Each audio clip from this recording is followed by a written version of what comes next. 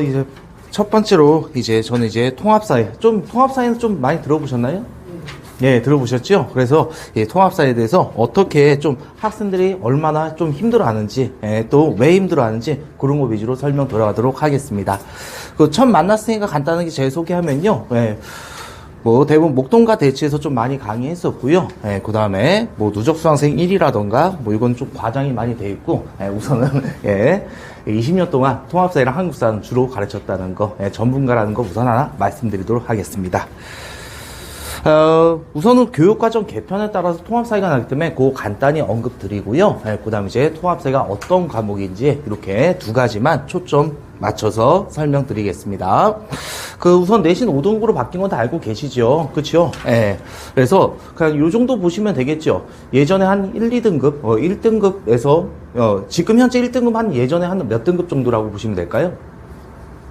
한 2등급, 그쵸. 그 정도까지라고 보시면 되겠고, 그리고 5등급제에서는 이제 대부분 어디까지? 1등급으로 이제 목표로 해놨는 거 알 수 있겠죠. 그리고 어차피 과목 평균으로 보다 보니까 이제 한 과목에서 막 떨어지면 안 되겠죠. 그래서 최소한 아무리 3등급은 다 맞춰야 되고, 그리고 나머지 과목, 주요 과목에서 1등급 맞춰갖고 평균으로 나간다는 거 알아두시면 되겠습니다. 입시 전문가한테 한번 물어봤거든요. 그래서 서울 인정도 되려면 평균 몇 등급 정도 돼야 될 것 같습니까? 이게 다 다르다고 하더라고요. 너무 이제 입시정이 다양화되다 보니까 점수로는 딱 하기 힘들다 그러는데 대부분 한 1.6? 그 정도가 이제 서울인. 그래도 또 입시정이 다양화되다 보니까 한 2까지도 이제 여러 가지 입시정을 통해서도 서울인까지는 들어간다고 본다고 보시면 되겠습니다. 그래서 과목이 3등급으로 떨어지면 좀 경각심을 가져야 된다. 그렇게 여러분이 딱 인식해 두시면 될 것 같습니다. 요거는 이제 여기 위에 걸 보시면 될 거예요. 훨씬 더 100명 기준으로 해서 그냥 9등급제에서는 1등급이 4명이었고 누적으로 2등급이 11명. 근데 5등급제에서 보다 100명 기준으로 10명. 그리고 2등급은 34. 그렇게 좀 보시면 될 겁니다. 요거는 한 300명 기준으로 한 인원이라고 보시면 돼요. 여기 목동과 대치는 좀 인원수가 많죠. 그래서 300명 기준으로 좀 제가 이게 등수를 좀 나눠본 것입니다. 자, 그다음 이제 22년 교육과정 학생을 대상으로 대학교가 어떻게 뽑을지 확실하게 발표가 다 나진 않았거든요. 그나마 발표한 곳이 서울대, 그 다음 경희대, 건국대고요. 나머지는 그냥 아직까지 공동 연구 발표 중이라고 합니다. 우선 서울대는 발표했거든요. 서울대 가장 커다란 변화가 요거죠. 우선 수능 위주 전형, 일반 전형이라고 하죠. 우리 수능만 잘 보면 됐다. 근데 이제 그게 통하지 않게 되었습니다. 서울대는. 우선은 1단계에서 이제 수능으로만 3배수를 뽑는다고 합니다. 그래서 300명을 뽑으면 100명이랄 때 100명을 이제 뽑는다고 할 때 300명을 우선 뽑는다는 얘기죠. 그 다음 이제 2단계에서 수능 60점. 그 다음 중요한 게 뭐더라? 교과 역량평가. 한마디로 내신이 이제 40점을 준다고 합니다. 내신의 비중이 엄청나게 많이 높아졌다는 거. 우선 서울대가 이렇게 하면 예전에 거의 대부분이 다 똑같이 했지만 그래서 커다란 틀은 이렇게 간다는 거 알아두시면 될 겁니다. 그래서 건국대도 건국대는 내신 한 20% 정도로 이제 비중을 가한다고요. 정시에서도. 그 다음에 경희대 이제 2개로 나눴습니다. 아예 수능만 본다는 거. 예전처럼. 또 하나는 학생들이 난 내신 후 수능과 내신 두 가지 전형으로 학생들의 선택권을 좀 많이 주게 된 거. 이렇게 봐두시면 되겠고요. 지금 나머지 고려대나 연세대도요. 대부분 내신을 좀 더 강화시키자. 그렇게 좀 큰 틀이 맞춰졌다 보시면 되겠습니다. 그래서 예전보다 내신의 비중이 높아졌다는 거. 그거 말씀드리고요. 자, 그 다음에 저는 이런 내용은 여러분 어머니들께서 많이 들었을 겁니다. 전문가한테 더 들으시면 됐고요. 전 이제 본격적으로 제 과목인 통합사에서 설명 들어가도록 하겠습니다. 이과는 원래 4과목이 있었고 문과는 9과목이 있었습니다. 지금 현재 고3 올라가는 학생들 수능도 이렇게 봤다고 보시면 되겠죠. 이제 이런 것들이 다 통합되었고 문과인과 공통으로 이제 딱 수능 과목이 있어도 통합사회 그 다음에 통합과 이렇게 보시면 되겠습니다. 공통으로 다 본다는 거. 요거 많이 들어보셨죠? 대부분 1학년 때 들어가고요. 내신에서는 그리고 또 수능에서도 수능 과목 2과목을 다 문이과 구별 없이 다 봐야 된다는 거 그렇게 봐두시면 되겠습니다.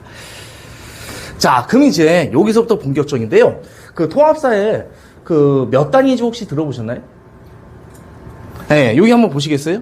국어가 8단위, 영어가 8단위. 8단위라니요. 한 학기에 1년에 이제 8수업이 들어가야 된다는 얘기고 한 학기로 따지면요. 4시간. 일주일에 4타임이 들어간다는 얘기입니다. 네, 그래서 국어, 영어, 수학이 8타임, 한국사가 6타임. 통합사회도 몇 타임이죠? 8타임. 일주일에 몇 번 수업 들어갑니까? 4번 들어갑니다. 그래서 생각보다 어떻습니까? 되게 많은 단위수를 차지하고 있죠. 그래서 대부분 고1 때 이 상위권 학생이 발목 잡히는 게 바로 요겁니다. 여기서 점수가 한 번에 팍 깎이는 경우가 있거든요. 그리고 통합사회가 난이도가 또 뭐더라? 중학교 때는 아니라 전혀 다르다는 겁니다. 자, 그래서 그것만 좀 말씀드릴게요. 자, 그럼 통합사회 과목이란 뭐냐? 우선은 님비 현상이라고 들어보셨죠? 지역 이기주의를 말하죠? 우리 집 주변에 뭐 사드라던가 공동묘지 이런 거 설치되면 다 싫어하지 않습니까? 그럼 이런 문제는 어떻습니까, 여러분들? 한 분야에서만 보더라 해결 가능하지 못하지요. 지리, 그 다음에 또 윤리, 그 다음에 경제, 그 다음에 이걸 해결하면서 법과 정치, 여러 가지 사회 과목이 융합돼서 뭐더라? 이걸 해결해야 되지 않습니까? 이런 학생들한테 이런 융합적 사회 현상을 가르쳐 주겠다. 그래서 만들어진 게 통합사회라고 보시면 되겠습니다. 근데 이런 주제가 그렇게 많을까요? 아닙니다. 제가 말씀드리고 싶은 건 이거거든요. 우리 사범대학교에 통합사회 과라고 있을까요? 없을까요? 네, 없습니다.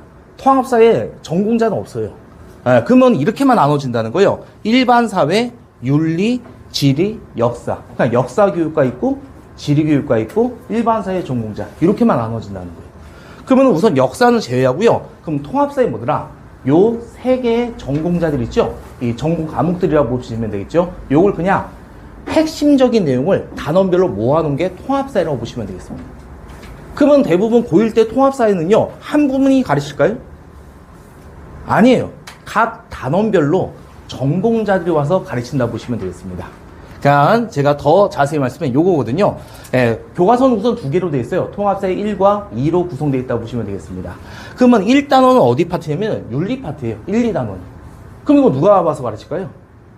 윤리 선생님 와서, 맞아요. 윤리 전공자 와서 가르친다는 겁니다. 그럼 2단원은 뭐냐면은 자연환경과 인간. 딱 봐도 뭔지 아시겠죠? 지리 영역이죠. 그럼 지리 전공자 선생님 와서 가르친다는 겁니다. 그 다음 이제 문화 다이어스. 요건 일반 사회 파트 선생님이 일명 사회문화라고 하거든요. 고 선생님이 가르칩니다. 그러면 대부분 통합사회는요, 한 분이 아니라 최소한 몇 명 정도 들어올까요? 아까 지금 제가 3개 영역이라 했었죠. 저 대부분 다 3개 영역이라고 보시면 되겠습니다. 3분이 와서 가르치고요. 좀 멀리 좀 이제 좀 대강 가르치는 학교는 2명 선생님이. 그 다음에 좀 전문적으로 하시겠다. 4분이 들어오십니다. 지리를 그냥 3개 지리, 한국 지리로 나누던가. 그렇게 보면 되고요. 그러면 시험 범위도 대부분 시험 범위 어떻어요? 1단원, 2단원, 3단원 순차적이죠. 통합사회 아니에요. 각 선생님이 각 파트별로 오는 거예요. 지리 선생님이 월요일 나오고 다른 일반 사회 선생님 수요일 나오고 이런 식으로. 그러다 보니까 대부분 시험 범위가 각 단원별로 3개에서 4개 단원이 들어간다고 보시면 되겠습니다. 되게 정신없다고 보시면 돼요. 그나마 예전에는 이 2개가 다 합쳐져 있었거든요. 과목 대단원만 9단원이 들어가는 학교도 있었어요. 그나마 이제 통합사회 1과 2로 나왔기 때문에 최소한 3개에서 4개 단원이 한 번에 들어가는 거, 그게 통합사회라고 보시면 되겠습니다. 그래서 그러니까 난이도가 일률적이지 않아요. 지리 선생님보다 좀 어렵게 내면 지리 파트만 되게 어렵게 나온다고 보시면 되겠고요.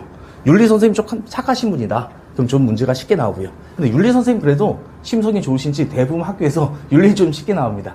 근데 지리가 뭐더라 대부분 좀 많이 어렵게 나오는 게 특징이라고 보시면 돼요. 그럼 난이도는 어떨까요? 고1 정도 아니에요. 대부분 고3 난이도 있지 않습니까? 수능? 그 정도로 나온다고 보시면 돼요. 그러다 보니까 갑자기 중학교에서 사회 지식이 없다가 갑자기 고1 통합사회 딱 맞닥뜨리죠? 한순간에 무너지는 경우가 많다고 보시면 되겠습니다. 그래서 난이도가 어렵다고 하는 겁니다. 이제 통합사회에서 제가 어떤지 아시겠죠? 왜 학생들이 어렵게 하는지. 그래서 솔직히 이게 대치동 이쪽에 있는 학교들은요, 그 고등학교 1학년 통합사회 그 문제 집지 않습니까? 그것 플러스 절대 성적 안 나와요. 최소한 고2 학평 정도 문제 풀어야 돼요. 각 주제별로. 그 다음에 또는 고3 수능 특강까지도 낸다고 보시면 되겠습니다. 대부분 문제 어렵게 나온다고 선생님 저 망했어를 갖고지요. 그러면 그 문제 다 출제가 어디냐면 입에서 수능 특강 또는 고3 수능 있죠. 거기서 이제 발췌한 내용이라고 보시면 되겠습니다. 그래서 학생들이 준비하기가 좀 까다로운 게 이 통합사회. 왜냐면 과목이 다 여러 과목이고 거기서 이제 각 과목별로 고3 과목 문제를 갖다 놔기 때문에 그래서 어렵다고 보시면 되겠습니다. 자, 그래서 이렇게까지 제가 말씀드렸고요. 자, 그럼 이제 많이 궁금해 하시는 거. 대부분 통합사회 평균은요. 대부분 이 정도라고 보시면 돼요. 70점대라고 보시면 되겠습니다. 그렇게 높지 않아요. 대부분 국어나 영어, 수학과 대부분 학교가 다 비슷하다 보시면 되겠습니다. 자, 이제 질문. 1등은 컷. 한번 예상해 보시겠어요? 대강. 한두 개 틀리면. 몇 점이라고 생각하세요? 여기 적혀있구나. 예, 대부분 93점 이상. 예, 그렇게 받으시면 돼요. 예전에는 그 9등급제에 있었죠. 거기서는 97점, 95점. 예, 그 다음 이제 5등급제죠. 근데 많이 내려가지 않아요. 어차피 상위권은요, 되게 치열해요. 어차피 상위권 공부반에는 공부한다고 보시면 돼요. 그리고 요즘에 교육자가 되게 많이 커졌거든요. 그러다 보니까 이제 뭐더라? 5등급제에서도요, 93점 정도라고 보시면 돼요. 그게 안정권.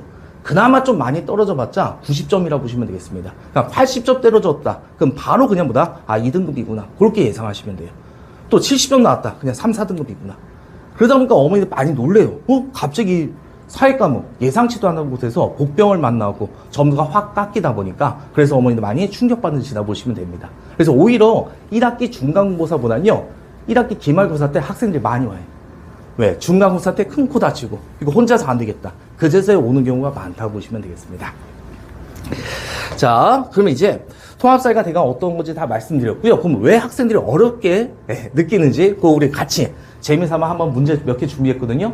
꼭 안 맞춰도 됩니다. 편하게 저랑 같이 갑시다. 여기 혹시 저거 프린트 제가 있는데 그 페이지 한번 보시겠어요? 이거 잘 안 보여가지고 제가 설명드릴게요. 요거 한 번만 간단하게. 이거 참고해서 하면 되게 쉬운 문제입니다. 이게 제일 쉬운 문제거든요. 한번 같이 맞춰보세요. 대한민국 전통문화 두 가지를 쓰시오. 요겁니다. 그럼 1번 문항만 맞춰봅시다. 우리나라 전통문화 한글 맞지 여러분들? 그 다음에 2번에 기억법만 맞춰봅시다. 기억에 불고기가 들어갈 수 있다 없다. 요거만 OX 한번 맞춰주시겠어요? 우리나라 대한민국 전통문화에 한글도 들어가고 불고기도 들어갈 수 있다 없다. 왜 그러세요? 있잖아요. 그치요? 불고기가 들어갈 수 있습니다. 전통 음식 문화에. 그 순간 틀려요. 왜냐면 점수가 몇 점이다 보니까? 1점이다 보니까. 이해 가셨어요? 지금 제 말? 그러니까 정답은 맞지요. 대한민국 전통 문화. 근데 지금 문제에서 뭐라고 해요? 학생이 맞은 점수는 몇 점이라고 나왔어요? 1점이 나왔죠. 그럼 이 지문이 들어가면 안 되죠. 틀린 답변이 들어가지만 이게 맞다고 보시면 돼요. 아직도 이해 안 가셨어요? 내가 다시 원래는 이게 불고기가 들어갈 수 있잖아요. 근데 여기 점수가 몇 점 맞았다고요? 1점 맞았잖아요. 그럼 이게 틀린 답변이 들어가야 된다는 거예요. 그거 아주 쉽고 보이지만 이런 간단한 트릭이 그냥 기본적으로 들어간다 보시면 돼요. 또 어려운 문제 아니에요, 그냥. 그래서 통합사회는요, 그냥 기본 개념만 잡으면 안 돼요. 문제풀이가 꼭 많이 있어야 된다. 그걸 말씀드리는 거예요. 그리고 대부분 선택지가 또 어떠냐면요, 이런 식으로 나와요. 가장 싫어하는 거죠. 1번 기억, 2번 기억 니은, 3번 기억 니은 디귿. 뭐 하라는 거죠? 다 맞히라는 얘기죠? 합다형 문제가 대부분 30% 이상 나온다고 보시면 되겠습니다. 그렇다고 보시면 돼요. 자, 여기 시험 문제고. 그럼 이거는요, 그냥 설명 안 드릴게요. 문제 이해하기도 힘들어요. 그 인권과 관련된 거거든요. 여기 카드 1번이 안정권이고 카드 2번이 설명 안 드릴게요, 그냥. 무슨, 현대적, 무슨 안정권, 그 다음에 자유권, 평등권, 그런 겁니다. 그리고 어쩌고저쩌고 규칙이 나와 있고요. 그 다음에 이제 봐요. 카드 두 장으로 쓸 수 있는 게 최소 점수 몇 점이다. 이런 식으로. 이거 문제 이해하는 데만 해도 한참 걸립니다. 이거 습득 안 하죠? 개념만 잡았다고 문제 풀 수 있을까요? 없다고 보시면 되겠습니다. 그럼 이건 어떤 학교 선생님이 새롭게 문제 낸 게 아니에요. 고3 사회문화 파트 있죠? 거기서 그냥 문제 유형을 뭐다 갖다 쓴 거라고 보시면 되겠습니다. 그런 유형이라고 보시면 돼요. 네. 그리고 요거는요, 그냥 뭐더라? 두 철학자들 그냥 철학자들의 비교한 거, 공통점, 차이점 구분하시오. 그냥 가장 전형적인 문제라고 보시면 되겠습니다. 이 정도 나오면 그냥 뭐더라? 평균적이고 좀 쉽게 나온 문제. 그렇게 이해해 주시면 돼요. 네. 그래서 통합사회가 왜 학생들이 힘들어하는지 우리 문제 예시로 간단하게 제가 몇 번 설명드렸습니다. 자, 그래서 제가 이렇게까지 통합사회 대부분 평균 점수, 그 다음에 좀 학생들이 힘들어하는 이유, 그거 위주로 좀 말씀드렸죠? 네. 그 서술형은 많이 걱정 안 해도 되는 게 대부분 단답형으로 좀 냅니다. 서술을 막 이게 길게 서술하시기보다는요, 대부분 단답형으로 내고 대신 그 개념을 확실하게 알아야 된다고 보시면 되겠습니다. 한 문항에 세부 선택지로 들어간다 보시면 돼요. 서술형 문항이 세 문제 나왔다. 그럼 실제 세 개만 물어본 게 아니라 한 문제에 뭐더라? 세부 문제가 들어서 부분 점수까지 들어간다 보시면 돼요. 그런 식으로 해서 서술형 나오니까 대부분 핵심 단어 잘 기억하고 개념만 잡아도 된다는 거 그거 말씀드리고, 자, 그러면 제가 이제 방학 동안에 통합사회를 이제 수업하는데요. 그 아까쯤에 제가 계속 말씀드렸다시피 문제풀이가 매우 중요하다고 하지 않습니까? 그래서 실제 많은 학생들 기본, 심화, 고난도 문제까지요. 충분히 보더라 한 주에 70문제 정도가 나간다고 보시면 돼요. 수업 시간에 한 20문제, 그 다음에 과제로 50문제 정도 나가고요. 그리고 대부분 통합사 1, 2 핵심 주제, 그 학생들이 어렵게 나온 파트가 딱 있다고 보시면 되겠습니다. 예, 어차피 쉬운 파트는 공부 잘하는 학생들은 좀 혼자서 할 수 있고, 난이도가 고1 파트 내용이면 고1 파트 정도밖에 안 나오다 보니까 그런 거 좀 건너뛰고 좀 심화되는 주제이지 않습니까? 그거 위주로 강의한다고 보시면 되겠고요. 예, 그 다음에 어머니들 가장 많이 걱정하시는 거, 그 방학 때 들으면 다 까먹을 거 아니냐, 학기 시작해서 난 듣겠다, 그런 경우가 있죠. 그 방학 특강은요, 들으면 좋은 게 상위권 학생들 솔직히 방학 특강만 들어도 혼자서 공부하는 학생이 있어요. 예. 그 다음에 하위권 학생은 사회 지식 아예 없는 학생들이 있죠. 처음에 바로 들어가면 진짜 힘들어요. 차라리 방학 때 한번 듣고 학기 때 듣는 게 더 좋다고 보시면 되겠습니다. 예, 그래서 하위권이나 그 다음에 중위권이라던가 상위권 모두 방학 특강 다 나쁘지 않다는 거 말씀드리고요. 그리고 실제 상위권 학생은 제가 말씀드렸다시피 한 학기 끝나면 혼자서 할 수 있다고 했었죠. 그럼 제일 중요한 것보다 문제를 계속 받아야 되거든요. 저는 끝까지 문제 줍니다. 방학 때 주는 학생들한테. 그리고 학생들이 저 선생님 이번 시험 어디에요? 그럼 카톡으로 바로 문제 줘요. 그 다음에 기출문제 몇 개만 더 보내줘봐. 그러면 문제 유형 파악하면 선생님 파악 될까 안 될까요? 돼요. 아, 요 선생님은 이제 지리 파트에서 얻은 문제 어렵게 내겠구나. 그런 것만 이제 집중적으로 제가 주니까요. 이렇게 관리가 된다고 보시면 되겠습니다. 실제 작년에도요, 3명의 학생이요, 그냥 저 방학 특강 듣고 그냥 문제만 받아서도요, 계속 유지가 된 경우도 있다고 보시면 되겠습니다. 자, 그래서 마지막으로 간단히 제 광고했고요. 자, 그 다음에 이제 통합사에서 제가 다 말씀드렸거든요. 자, 그 다음에 이제 궁금한 거 간단하게 질문 받고 마무리 짓도록 하겠습니다. 질문 없으십니까? 없어요? 아, 진짜 없어요? 네, 자, 그러면 이제 통합사에 이렇게 말씀을 되고요. 네, 혹시라도 더 궁금한 점이 있으시면요, 그 원장님한테 연락처 받으셔서 개인적으로 또 물어보셔도 제가 친절하게 답변 드리도록 하겠습니다. 네, 지금까지 통합사회 강사 이진우였습니다. 감사합니다.